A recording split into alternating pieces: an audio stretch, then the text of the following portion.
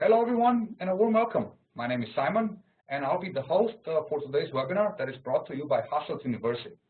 Today's webinar has the title of International Master of Interior Architecture on Adaptive Reuse, Exploring Spatial Potentialities and the Poetics of the Existing. Among a few things that you'll hear today in today's webinar is, of course, about the historic architecture in general, about the emerging frame of reference related to adaptive reuse, about the historical function of interiors and their spatial, ornamental, and conceptual potential, about recent case studies on adaptive reuse, of course, more about the program itself, its structure, of course, about the admissions process itself, and in addition, about student life as a student at Hasselt University. And telling you much more than just this will be my lovely panel of 4 presenters today, and I'm sending my greetings to Konrad van Klempel, he's the program director, to Nicolas van der Kere, professor of Design Studio, Linde van den Bosch, she's the alumna from 2017, also a current PhD researcher, and lastly, Els Hannes, the international coordinator. And greetings to all. How are you guys today? Hi, Simon. Thank you. Hi. And perhaps for the audience to get to know you a bit better, on our left we have Konrad. Would you guys mind introducing yourselves a bit more? Sure, Simon. Thank you. So my name is Konrad. I've been attached to this faculty for over 15 years. I'm teaching courses in art history and architectural history. And when we started this new master 2 years ago, I tried very much to get a very strong team together. And we're also very lucky to have some young members on our staff, including Linde, who's an alumna from last year. Hi, good afternoon. My name is Linda. I'm very pleased to be here today. Last year, I studied the International Master of Interior Architecture, and for me it has been a very rewarding experience because now I'm a PhD researcher and I continue my work from last year in my research. Hello everybody, I'm Nicolas van der Kere. I'm both a practicing architect and I'm in charge of the design studio of this master. Good afternoon. Welcome in this webinar. I'm very glad that you joined. My name is Els Hannes and I'm the international coordinator of the Faculty of Architecture and Arts, and my main responsibility is to welcome as many international students as possible, and also to send out as many students as possible to our partners abroad. Thank you very much for this brief introduction. But now I'm sure that the audience would actually prefer to hear more from you rather than to hear me speak. So without further ado, allow me to navigate to your presentation. Let's make it full screen for the audience to enjoy it better. And I'm giving you the control and with it the floor. And ladies and gentlemen, please take it from here. Thank you. Okay, thank you, Simon. Thank you so much also for joining us. This is the first image that we wanted to show. It's actually it was on our poster last year, and it shows a reused ruin in Madrid. It's a library, a converted Baroque church that was bombed in the Civil War. And we like the image so much because it represents our idea that we're working architecturally on existing spaces. And this picture also shows the atmospheric qualities that are so dear to us, and although it is positioned within a master on interior architecture, we also like to work on architectural and urban aspects. This master really started from the idea that we saw increasingly, also in the design studio, an interest with students to work with existing buildings. We see in Flanders, but also elsewhere in Europe, that there's a certain saturation, and that trying to work with the existing buildings, whether they're heritage buildings or not, will become increasingly important in the profession. Here are some famous examples. There's Carlos Capa's Castel Vecchio, that is sort of considered as one of the key projects of contemporary architecture going into dialogue with existing, in this case, a Renaissance. On the top right, you see Hertog and Domeron's Tate Modern in London, a converted 19th century power station, and on the lower right you see Rafael Monneo's integrating a medieval monastery in the Prado Museum. Just very few examples of many others that show that maybe it's interesting to develop certain qualities, certain competences in the curriculum of architecture to help you working with this existing framework. Another element that motivated us was an exhibition that OMA architects organized in Venice Biennale 2010 called Chroma Chaos, in which they address the ever increasing situation where heritage is being protected worldwide, but that not necessarily we think about finding new programs for this architecture, for this heritage site, and that maybe there's a role here for architecture to play, to integrate in a creative process and dialogue with these listed heritage sites. In that sense, we consider monuments as palimpsest, which is a metaphor that's been used also in urban design. The word palimpsest refers to a parchment that was used in antiquity to write on, and gradually, layers by layers are visible on that carrier. And the same could also be said of buildings, that you can see through history the different layers, and that we want to sort of take part in that process. Some examples very nearby. In fact, this is part of our university. It's the former prison, 19th century Panopticon prison in Hasselt, that is being converted into the Faculty of Law. So there's also certain irony in this particular case. So the building is not only restored, it is also very much integrated into a new program of the university. Here you see some pictures of the interior. On the left, the gesture of the staircase in the center of the Panopticon, and on the right, the actual hinge between the old building and the new structure. Another final example, also nearby, this region of Flanders has had a very strong mining history, and a lot of the mining sites had been preserved after the sites excuse me, were abandoned in the 60s and 70s. And recently these sites have been converted into cultural hubs, cultural centers, focused on programs of creative industry. So, thank you, Konrad. I would also like to tell you, as students, about one of the more relaxing parts of the education, which is a trip to Rome. It's a one-week study visit that all the students do, accompanied by the professors. And as you can imagine, Rome is a very important part of Europe because it displays a lot of history and building monuments from antiquity, but also contemporary examples of adaptive reuse are seen there. And you can also ask our students from this year that it's really an experience that you cannot miss.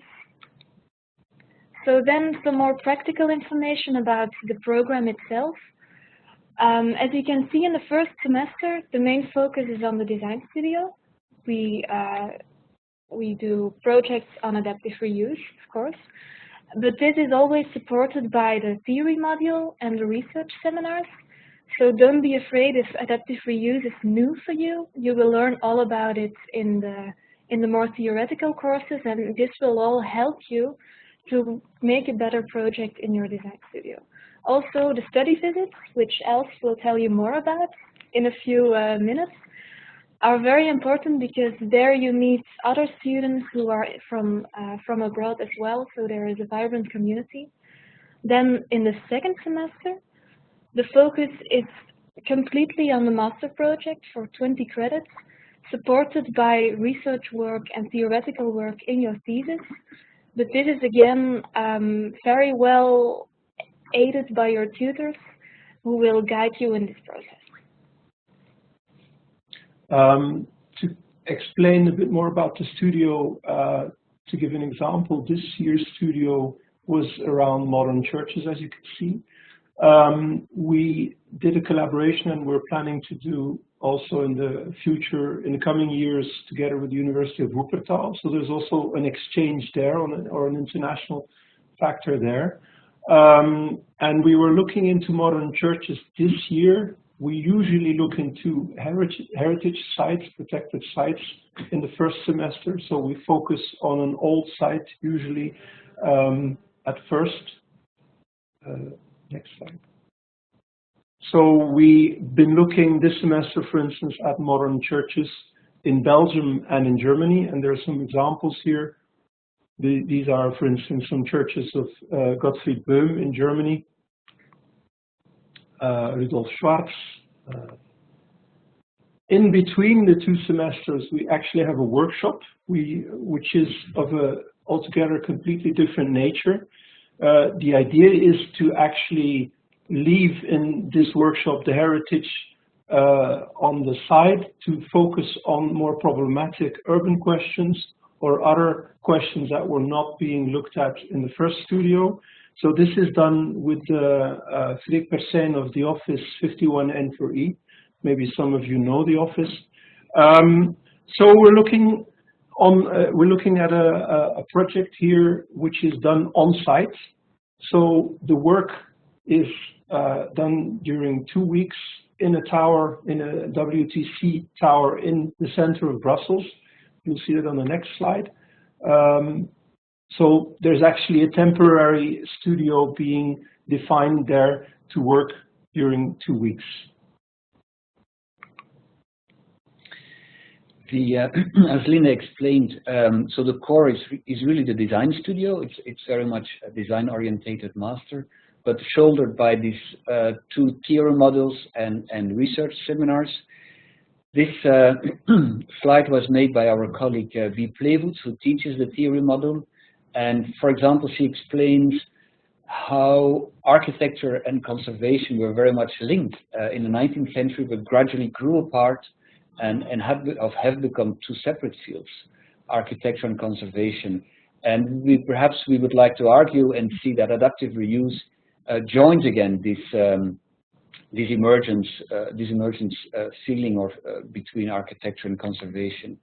Another set of theory models is thought by our colleague Christoph Graaf, who is an architectural theoretician working in Wuppertal, the University of Wuppertal. As Nicolas explained, we're having a collaboration with him, and he has a series of 6 lectures on architectural theory linked to adaptive reuse. Then there are 2 seminars that are perhaps more interactive. One is called Genius Loci, that tries to look through images, through paintings, and through literature, through text, how you can help to understand this field of adaptive reuse through theory. This is a miniature of a Hortus Conclusus. This was a metaphor that we used in the design studio. In the following slide, you see a painting of Antonella da Messina of St. Jerome in his study. And we've used this painting in the seminar to examine and at the same time as a source of inspiration to integrate a library or a study room in an abandoned church. And that links also to the other seminar on tactics that Linda will elaborate on. So you can see on this slide how these 2 seminars are really linked. You can see a visual connection, but also a more content-wise connection. So on the left of the previous slide, but it's okay, you see a drawing made by one of the other teachers, Sadia Heinings, who you will meet as soon as you get here. And he uses the drawing and also the model as a tactic to explore the spatial potentials and to visualize concepts that are sometimes difficult to give words to. Sometimes you can express them even better in models. So you can see that there are a lot of models standing around us here. Some work from our students right now, some work from last year when I was a student here. So it's really a hands-on approach. As you can see in this slide as well, some other students explaining their work with their models. So it's not just a theoretical exercise, it's really doing and working on it. Then on your master's thesis and projects in your 2nd semester, it is a very free choice of topics. So each student is encouraged to choose a topic from their home country or a topic which is close to themselves. So I will just quickly explain this one in Pakistan. This is the walled city of Lahore.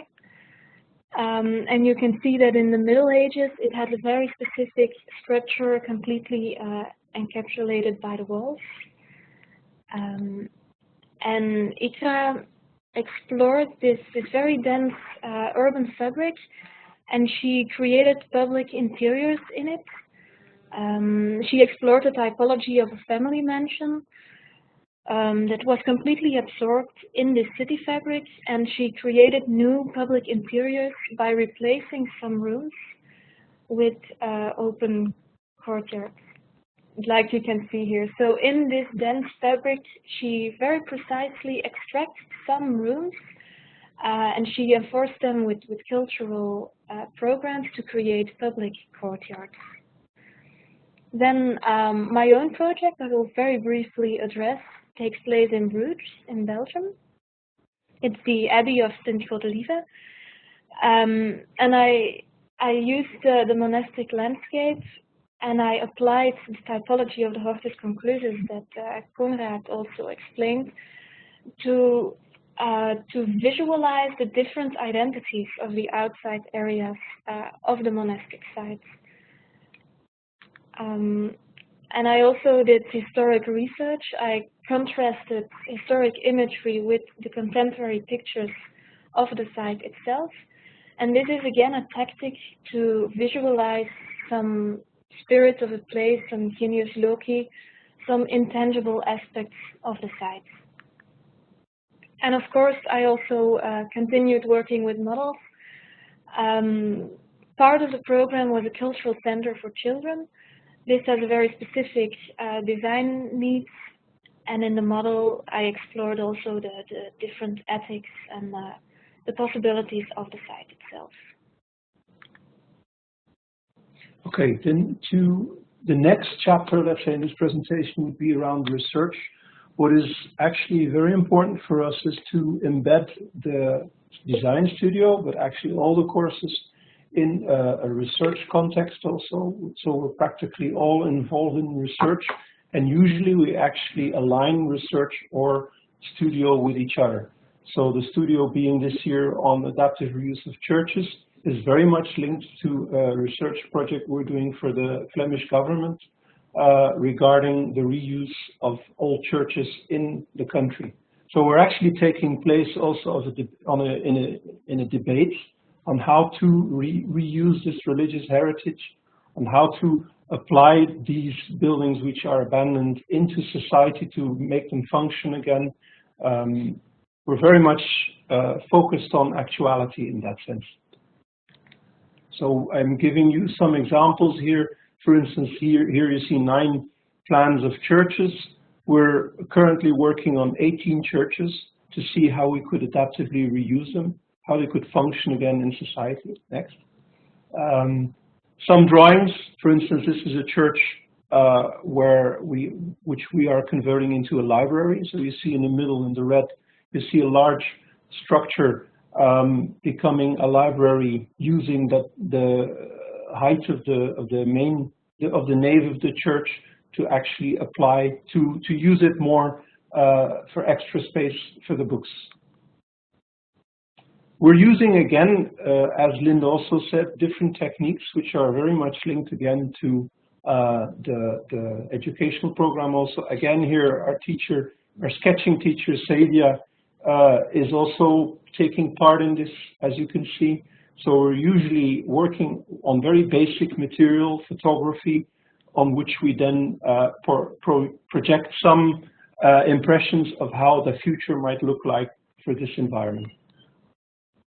Also typological research, so this is not only linked to atmosphere or interior, it's also linked to surface, it's also linked to how can we actually architecturally transform these churches into ideal new public spaces. Okay, now it's my turn to explain to you what the study visits course is. Besides going to Rome, which is part of the design studio, there's also a small course which I'm teaching, and that is the study visits course. It's a course at the beginning of the first semester, and the main goal of the course is to get students acquainted with architecture and examples of adaptive reuse in the region. At the same time, it's also an introduction to different transportation modes. We go to Antwerp by train, we go to Maastricht by bus, and we take the bicycle to explore the region of Hasselt and Genk. And the study visit course is a course for all international students of our faculty. So this means that the students of the International Master in Interior Architecture are mingled with exchange students of the Architecture program and the Interior Architecture program. And the first study visit that we do is to Antwerp. We visit classical buildings such as Antwerp train station, which you can see in the image here. But we also visit Gothic Antwerp Cathedral, for instance, and also contemporary architecture, such as the Museum at the Stream, or in the next slide, New Bridge, the Park Bridge. This is a bridge for pedestrians and cyclists that connects a large park area in the north of Antwerp with the harbor and the city center. And of course, we also visit and discuss examples of adaptive reuse in Antwerp. This is, for instance, an old warehouse at the harbor of Antwerp called the Felix Pakhuis, which is now a museum, and also cafes and the city archives are there. Or the Stadsfeestzaal, which is a city festivity hall that's now turned into a shopping center. A second study visit is a cycling tour in Hasselt and Genk, where we visit in Genk the sea mining plant that is now a vibrant cultural center. Konrad has mentioned it before. And we also visit the Open Air Museum Bokrijk here in this picture, and students can take a walk and revive or relive the life in the past. So they can take a walk along old farms and village houses and discover how old crafts and craftsmanship are reinterpreted in contemporary design. A third study visit, next slide please, is to Maastricht in the Netherlands. And there we visit SRAL, that is a foundation that is specialized in restoration, careful restoration of buildings, interiors, and arts. For instance, an example where, yeah, the next slide is okay, cool, thank you. For instance, an example is this Dominikaner church in Maastricht that is now a bookshop, where SRAL take an important part to restore the old paintings on the wall and the ceilings. Finally, for our third study visit, oh sorry, that was already our third visit. No, sorry. Finally, I wanted to say that the study visits help students to discover the region and to also to get the confidence to discover the region on their own and to undertake more field trips. It is quite a fun course, a nice course to join. At the end of the course, students inspired by all field trips, they are asked to give a short TED talk, TED talk, based on a comparison between adaptive reuse in their home country and something that inspired them during the study visits. Yeah. Thank you, Els. So maybe before I give the floor again to Simon, this is the final picture, which is in fact the poster of this year, and it's drawing an impression of the church that Nicolas mentioned earlier, where we inserted a contemporary library into a neo-Gothic church. Underneath you see the details where you can find our website, which is still under construction, and Facebook page, as well as a contact email address. Simon, I give the floor back to you. Konrad, Linde, Nicolas, and Els, thank you very much for your time, for presenting. But your part hasn't quite ended, because we have now come to the part of the Q&A, where our esteemed audience members can submit their questions to the appropriate panel called the Q&A. Most of you will find it on the top right-hand corner, whereas Mac users will find it on the bottom right-hand corner. That is for a few that join us a little bit later.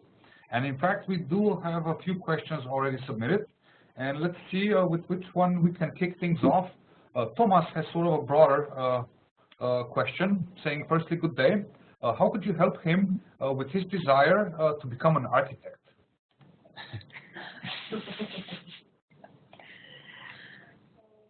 I leave it to the architect. Desire to become an architect, well, we would strongly encourage him to become an architect, obviously. But I think if he would visit our university and he would see what's happening here, that he would probably be very much encouraged to take this up and by talking to us for sure. Yes, and maybe I can also add to that the design studio, which is a very time-consuming part of your education, is also the most important part in the practice, because you really learn to deal with the heritage building, to handle architecture-related problems such as structural things, but also programmatic questions. So it's an education for architects and interior architecture both, I think. Okay, thank you very much. And now that we've kicked things off with the first question, that was a bit broader, I have to admit that. We also have 4 questions in the form of a poll that I'm about to open. If you just don't mind me, let's make sure we have it. Yes, here we go. There is no time limit to the poll, and we are asking you if you perhaps understand the concept of adaptive reuse. Second question, if you think that adaptive reuse is an important topic for designers. With the third question, we would like to know if you are interested in a research and practice-driven training program in architecture on adaptive reuse. And lastly, we would like to know if some of you are in fact seriously considering on applying to the program. Please do give us some feedback. As you can see, it's a multiple choice answer poll. Shouldn't take you more than 30 seconds or up to a minute to fill it out, and your feedback would be greatly appreciated. Just please make sure to click on that submit button within in order to finalize your answers. Otherwise, your efforts will have been in vain. And now continuing with the Q&A, we have a few more, rather a bit more specific questions. I have Ahmed asking, what is the research to design ratio? Asking how balanced is the program in terms of rigorous study and mere design, saying based on other people's research on historic buildings. I think maybe Linda can testify from her experience how balanced Yes. a week or the curriculum looks like. Yes, well, let me first say that research and design are just 2 parts of the same thing. It's not one or the other. It's research through design. It really reinforces each other. Maybe I can just quickly tell you what a week looks like. There would be 1 complete day going to the design studio feedback tutoring moments. There would be half a day going to the theory module classes, which are always directly linked to the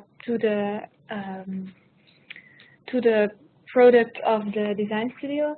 There would be another half day going to the research seminars, which again reinforce the studio work, and I think another 2 hours to the study visits a week, more or less.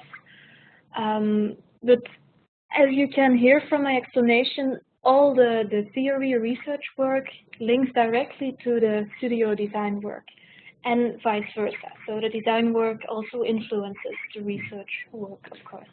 And I think there's also a culture of that we believe that students need the time that Linda didn't mention. There's a lot, in fact, that looks like free time, but it's time that we believe students need to do their personal research, to go to the library, to visit the internet, to talk to the other students, and gradually the project shapes through the weeks. So it's the self-studies time that is also quite important. Again, you're tutored by that when you have the full day one-to-one sessions of the design studio.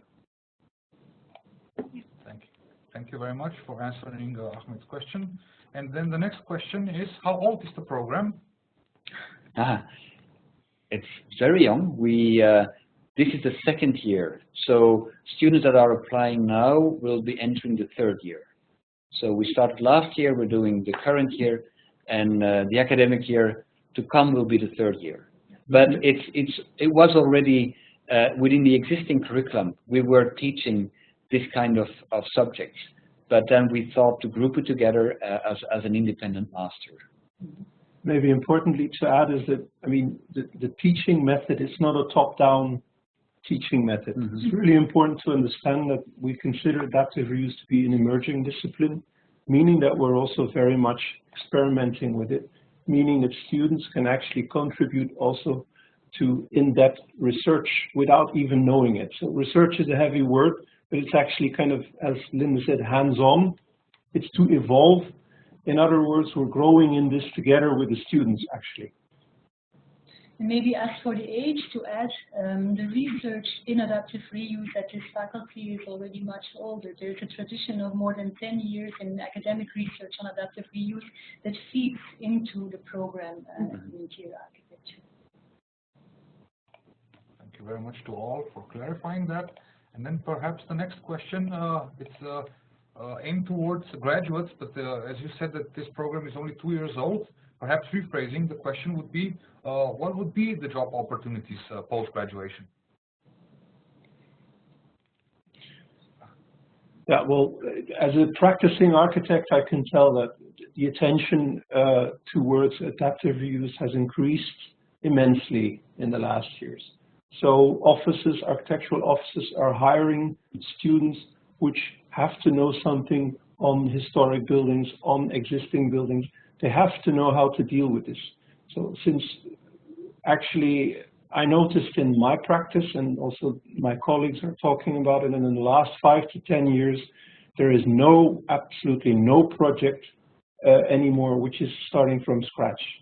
Things are always having to do with either an urban context or another built context. Usually it's always very much linked to it. There's always an aspect of adaptive reuse in any project we deal with nowadays.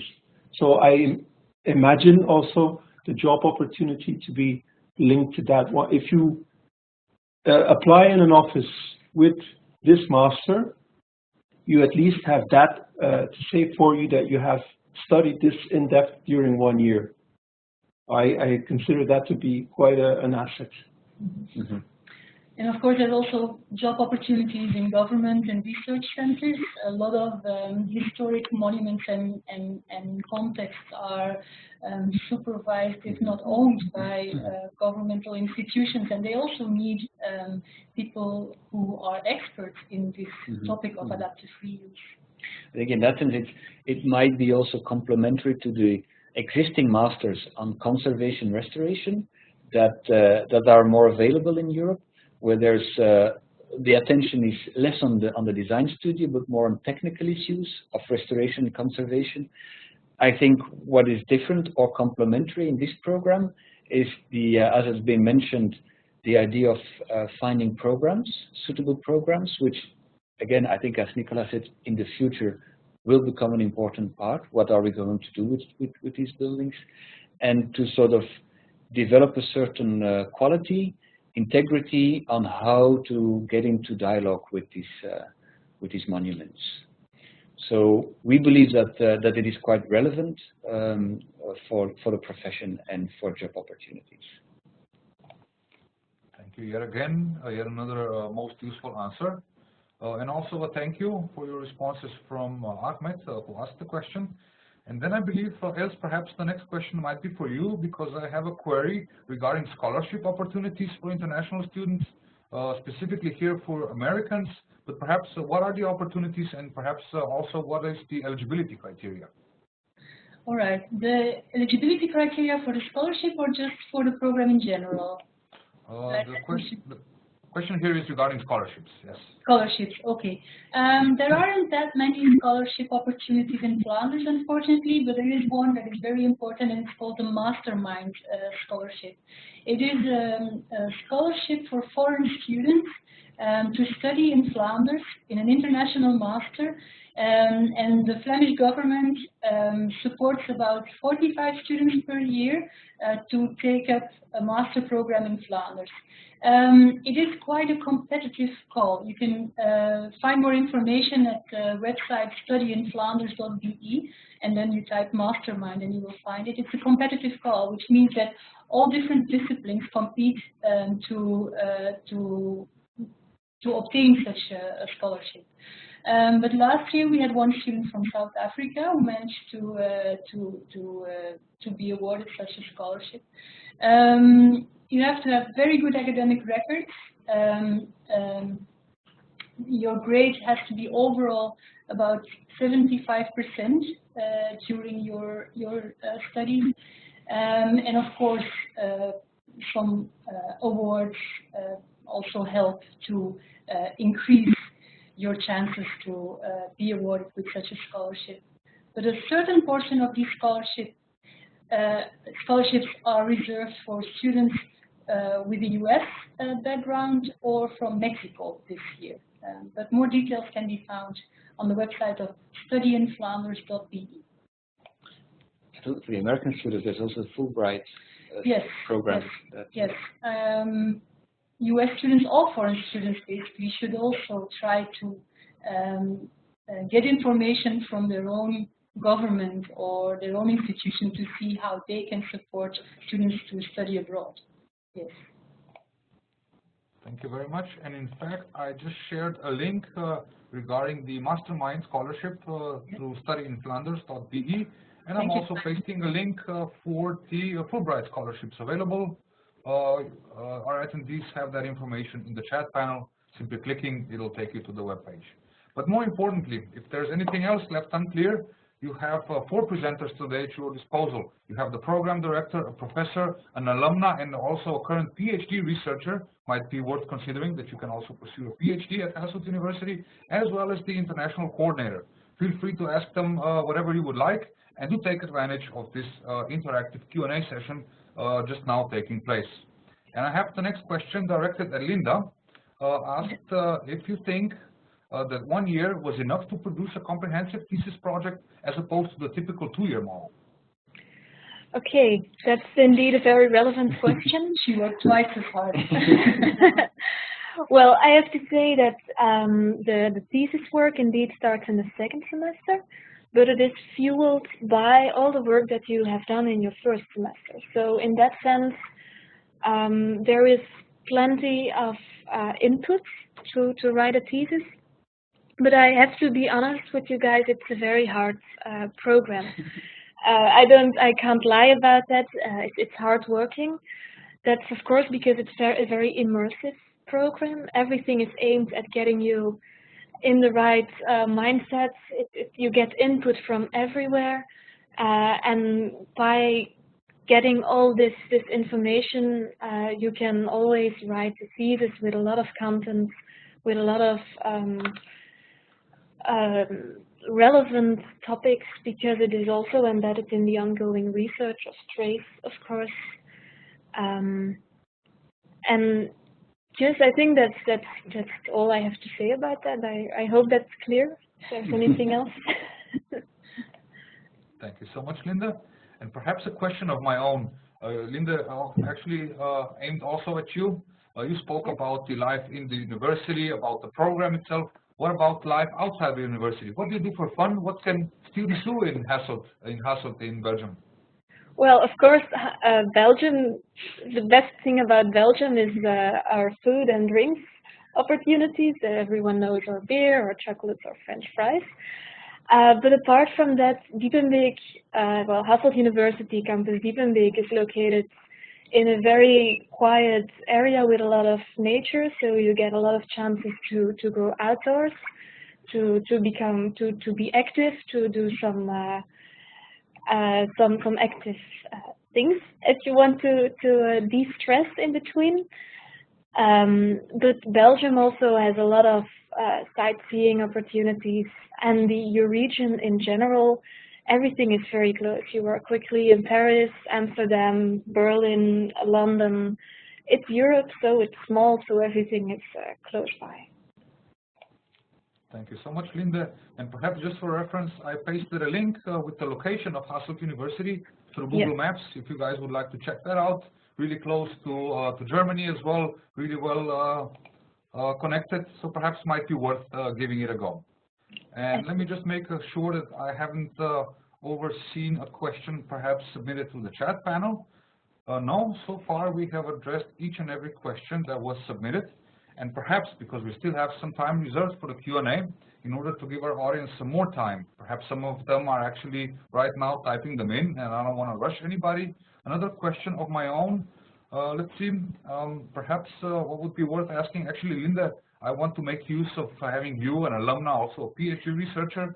Would you mind perhaps giving us an overview as to how your typical timetable looks like? Well, how it looks like as a student from the master, you mean, or yes, in general? Yes. Okay. I have to dig deep in my memory for that, but I'm afraid. What it looked like? Well, on Monday we had the theory module, which was a course by B. Playfoot, who is unfortunately unable to join us today. It's a very informal class, and then you have plenty of time to chat with your colleagues during lunch, which is also nice because it's very close by the classroom, the lunch opportunities.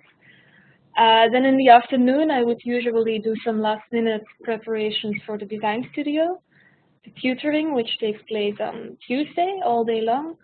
It's a very one-on-one approach, so as a student you get a very direct tutoring from Nicolas and usually some other colleagues. So that's a really good opportunity to go in-depth into your project and to get direct feedback on your ideas and to work together to develop your concepts.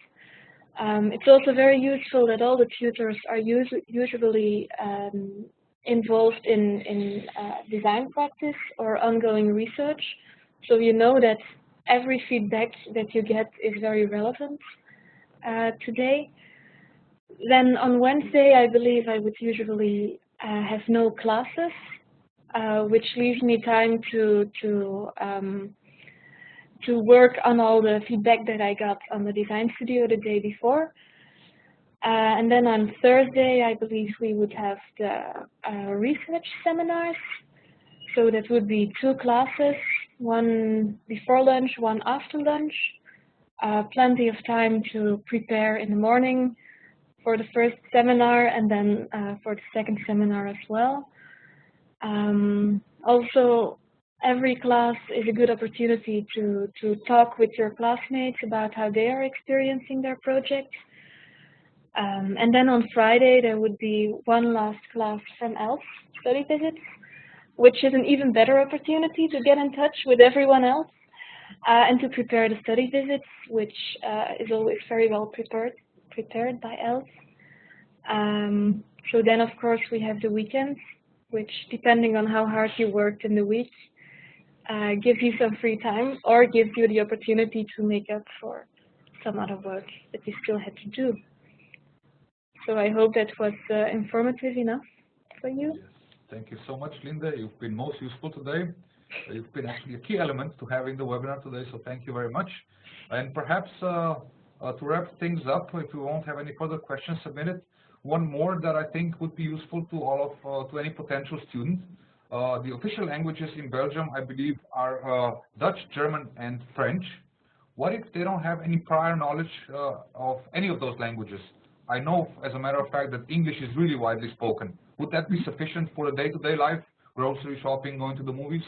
Yes, yes, I'm confident that it's not a problem at all if you don't speak Dutch, French, or German. By the way, we're in the Dutch-speaking part of the country, but if students want to, they can join free classes of Dutch. They are organized for all international students, and then you learn how to do your grocery shopping in Dutch, for instance. But most people that you will meet will know, will speak some English, so that's not a problem at all. Language requirements to join the international program, you have to demonstrate or be able to demonstrate a sufficient command of written and spoken English, and you can prove this by means of a TOEFL score or an IELTS score, or if your native tongue is English, of course, there's no problem at all, or if you have a degree or followed the program before in English, then you can also show us, and then you can be admitted, well, then you fulfill the language requirements. Thank you very much, Els. I do have one more question for Linda, and sort of a tricky one, Linda. Your favorite and least favorite part to the program, perhaps? Ha! You're trying to make me say things which will get me in trouble. You won't listen. You won't listen. Ah, okay. Well, you're curious, I can imagine. I think my favorite part of the program would be in the second semester, when you are really free to choose your own topic for your design studio and your thesis research. So you can really pick a topic and a project which is close to your personal interests, and you can really go in depth on that. So you really get a chance to explore something of your own, to continue working on that. Least favorite part, I think I mentioned it before, the workload is considerable. Thank you. But like in my case, if you are working on something that you are passionate about, like for the master project, if you choose a topic that is close to your heart, then the workload, the considerable workload is not that bad anymore, because you know that you are doing it for something that you like, that you can continue on, something where your passion lies, perhaps. Or perhaps something that you can take into your PhD research after your studies, if everything goes well. So. Thank you so much, Linda. And let's wrap things up with the question, because I'm checking on the progress of the poll. Thanking to all that have finished filling it out. Your feedback is greatly appreciated. To the person that is currently in progress, make sure it might not be you. And if it is you, please make sure to click on that submit button in order to finalize it. And where we have the question, if they are planning on applying, I see that a few are in fact interested. Therefore, Else, would you mind reminding them about the application deadline so that they don't miss out? Sure, no problem. If you are a non-EU resident, so if you live outside Europe, the 1st of May 2018 is the deadline to apply to start in September 2018. If you are an EU resident living in Europe, the 1st of September is the deadline to apply to start, I think we will start half September 2018. But I have to warn you, if your application arrives, let's say, on the 15th of August, we cannot guarantee that you will have your results of your admission in time to start on the 15th of September. So I would encourage everybody to apply as soon as possible. Thank you so much, Else. Yeah. And on this note, we are then wrapping up today's webinar. Allow me to thank our audience members firstly for joining, and I'm sure this session was more than informative. And I sure hope that some of you are seriously considering to apply to the program, even better end up being admitted. Therefore, I wish you the best of luck with your future study endeavors. And of course, a very special thank you to the lovely panel of 4 presenters, Konrad, Linde, Nicolas, and Else. Thank you so much for taking your time, for sharing your expertise. I would like to ask you if perhaps you have any last-minute closing comments before we say goodbye. Please join us. Welcome. Yes. Thank you so much. Therefore, this is Simon, your host, signing off by wishing you, who knows, perhaps a good morning, it might be a good afternoon, or a good evening from wherever you may be. Thank you yet again, and goodbye. Thank you.